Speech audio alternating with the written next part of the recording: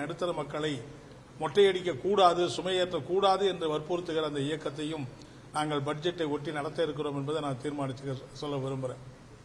அதே மாதிரி தமிழ்நாட்டை பொறுத்தவரையில் சமீபத்தில் பகுஜன் சமாஜ் கட்சியினுடைய மாநில தலைவர் ஆம்ஸ்ட்ராங் அவர்கள் கொடூரமாக கொலை செய்யப்பட்டது மிகுந்த வருத்தத்துக்குரியது, ஆழ்ந்த கண்டனத்துக்குரியது என்பதை நாங்கள் தெரிவித்திருக்கிறோம். அதில் சம்பந்தப்பட்டிருக்கிற குற்றவாளிகள் தப்பிவிடாமல் அவர்கள் நிச்சயமாக அவர்களுக்கு தண்டனை பெற்றுத்தருகிற வகையில் தமிழ்நாடு காவல்துறை, தமிழக அரசு நடவடிக்கை எடுக்க வேண்டும். மாண்புமிகு முதலமைச்சர் அவர்கள் உறுதி தெரிவித்திருக்கிறார்கள். அதை கண்டிப்பாக நிறைவேற்ற வேண்டும் என்று மார்க்சிஸ்ட் கட்சியின் சார்பில் நான் வற்புறுத்தி கேட்டுக்கொள்ள விரும்புகிறேன். ஆனால் அதே சமயம் தமிழகத்தில் சமூக விரோதிகளை அடக்குகிறோம் என்கிற பெயரில் அடிக்கடி காவல்துறை என்கவுண்டர் செய்வது என்பது ஒரு நல்ல நடைமுறை அல்ல. அது ஒரு மோசமான கண்டனத்துக்குரிய நடைமுறை.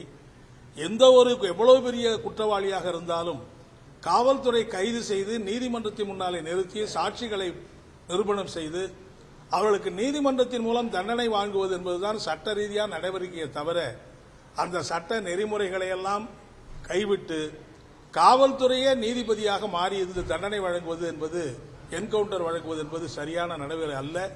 குறிப்பாக இந்த ஆம்ஸ்ட்ராங் கொலை வழக்கிலே கைது செய்யப்பட்டிருக்கிற நீலகண்டன் என்பவர் ஒரு மிகுந்த சந்தேகத்துக்குரிய முறையிலே அந்த என்கவுண்டர் என்பது நடந்திருப்பது நம்பகத்தன்மை, காவல்துறையின் மீதான நம்பகத்தன்மை. திருவேங்கடம் என்பவர் என்கவுண்டர் படுகொலை செய்திருப்பது காவல்துறையின் மீது நம்பிக்கையின்மையை அதிகப்படுத்திக் கொண்டிருக்கிறது என்பதை நான் தெரிவித்துக் கொள்ள விரும்புகிறேன். புதுக்கோட்டையில் கூட ஒரு சமூக விரோதியை நாங்கள் சுட்டுக் கொண்டோம், என்கவுண்டரில் சுட்டுக் கொண்டோம் சொல்லி சொல்றாங்க. இந்த மாதிரி தமிழக அரசு காவல்துறைக்கு கட்டுப்பாடற்ற அதிகாரங்களை கொடுப்பது கூடாது. அது அரசுக்கு அவப்பெயரை தான் உண்டாக்கும் என்பதை நான் தெரிவித்துக் கொள்ள விரும்புகிறேன். இந்த மாதிரி என்கவுண்டர்களை மார்க்சிஸ்ட் கம்யூனிஸ்ட் கட்சி ஏற்கவில்லை, வன்மையான கண்டனத்தை தெரிவித்துக் கொள்கிறது என்பதையும் தெரிவிச்சுக்க விரும்புகிறோம். அதே மாதிரி நேற்றைய தினம் தமிழக அரசு மின்கட்டணத்தை உயர்த்தி அறிவித்திருக்கிறது.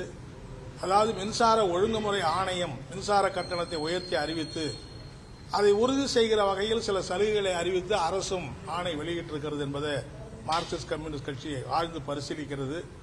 விரிவான தீர்மானத்தை நேற்றைய எங்களுடைய மாநில செயற்குழு சார்பில் நாங்கள் வெளியிட்டிருக்கிறோம். குறிப்பாக மின்சார வாரியத்தை, அரசு பொதுத்துறையில் இருக்கக்கூடிய மின்சார வாரியத்தை முழுக்க முழுக்க தனியார் மயமாக்கி தனியார் கூட்டு கொள்ளைக்கு வழிவகுக்கக்கூடிய கொள்கையைத்தான் ஒன்றிய பாஜக அரசு தொடர்ந்து நிறைவேற்றிக் கொண்டிருக்கிறது. கிட்டத்தட்ட நீங்க பாத்தீங்கன்னு சொன்னா மின்சார வாரியம் ஒரே வாரியமாக இருந்தது, பல கூறுகளாக பிரிக்கப்பட்டிருக்கிறது. அது ஒவ்வொன்றும் நாளைக்கு தனியார் மயத்துக்கு, கார்ப்பரேட்டுகளுக்கு அடமானம் வைக்கக்கூடிய நிலைமை என்பது உருவாகிறது. இதைத்தான் மோடி அரசாங்கம் பின்பற்றுகிறது. அந்த கொள்கையை மாநில அரசு தலைமையிலே திணிக்கிறது. அது மட்டுமல்ல, ஒவ்வொரு ஆண்டும் குறைந்தபட்ச 6% கட்டண உயர்வு அல்லது விலைவாசி புள்ளிக்கு ஏற்ப கட்டண உயர்வு, இதில் எது குறைவானதோ அதை மாநில அரசு மின்சார வாரியங்கள் நிறைவேற்ற வேண்டும். அப்படி நிறைவேற்றினால்தான் மின்சார வாரியங்களுக்கு மத்திய அரசு கொடுக்கக்கூடிய கடன், உதவி திட்டத்தின் கீழ் கடன் உட்பட வழங்கப்படும் என்று மத்திய அரசு கட்டாயப்படுத்துகிறது. அதை பின்பற்றி இன்றைக்கு தமிழக அரசும் மின்சார கட்டணத்தை உயர்த்தியிருப்பதை மார்க்சிஸ்ட் கம்யூனிஸ்ட் கட்சி ஏற்கவில்லை. நாங்கள் தமிழக அரசாங்கத்தை வற்புறுத்தி கேட்டுக்கொள்வதெல்லாம், ஏற்கனவே அதிகமான சுமைகளை தாங்கிக் கொண்டிருக்கிற தமிழக மக்கள் தலையில இந்த சுமையை ஏற்றக்கூடாது, அந்த சுமையை திரும்ப பெற வேண்டும் என்று நாங்கள் கேட்டுக்கொள்ள விரும்புகிறோம். அது மட்டுமல்ல, மாநில அரசின் கீழ் செயல்படக்கூடிய மின்சார வாரியங்களை மத்திய அரசு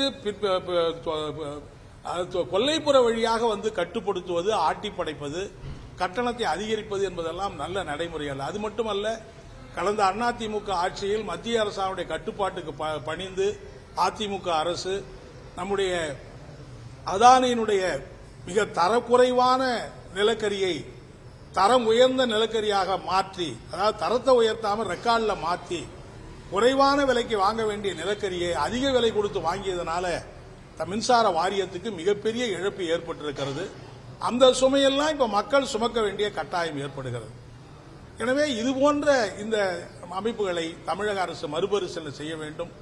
அந்த மின்சார வாரியத்துக்கு ஏற்பட்டிருக்கிற இழப்பீடுகளை போக்குவதற்கு மாற்று வழிகளை யோசிக்க வேண்டும் என்று மார்க்சிஸ்ட் கட்சியின் சார்பில் நாங்கள் வலியுறுத்தி இருக்கிறோம். ஒரு மாநில அளவிலே அதை வலியுறுத்தி ஒரு இயக்கம் நடத்துவதை பற்றியும் எங்களுடைய மாநில குழு கூட்டத்திலே நாங்கள் யோசிக்கப் போகிறோம், ஆலோசிக்கப் போகிறோம் என்பதை நான் தெரிவித்துக் கொள்ள விரும்புகிறேன்.